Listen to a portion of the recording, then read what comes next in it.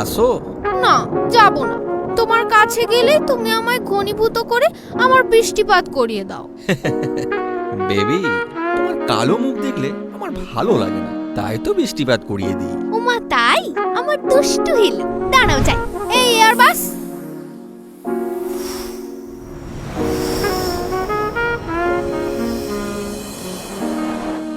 উফ, পুরো 18+।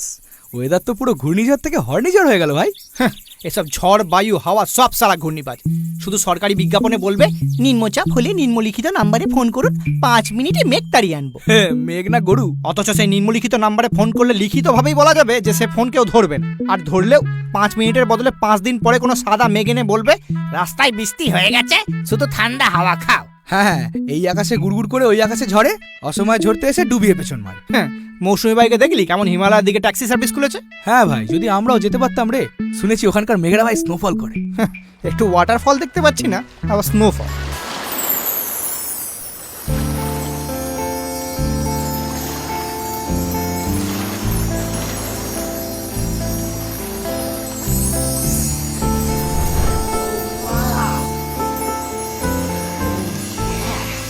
Excuse me lance, আমি কি আপনাদের উপর দিয়ে প্রবাহিত হতে পারি? হ্যাঁ হ্যাঁ, নিশ্চয়ই। শুধু প্রবাহিত কেন, আপনি বিবাহিতও হতে পারেন। মানে বিভিন্ন দিকে প্রবাহিত হতে পারেন। ও বাবা, বিবাহিত মানে যে বিভিন্ন দিকে প্রবাহিত হওয়া, তা তো জানতাম না। কোনো নদীও যে এতটা প্রবাহিনী, তরঙ্গিনী আর স্রোতস্বিনী হতে পারে, সেটাও তো আপনাকে না দেখলে জানতাম না। ও রিয়েলি? হ্যাঁ রিয়েলি ম্যাডাম, আপনার যা বরফ গলা জলে পুষ্ট ফিগার, একবার এঁকে বেঁকে চলে ইনস্টাগ্রামে রিল দিলে আপনি আজকেই ভাইরাল।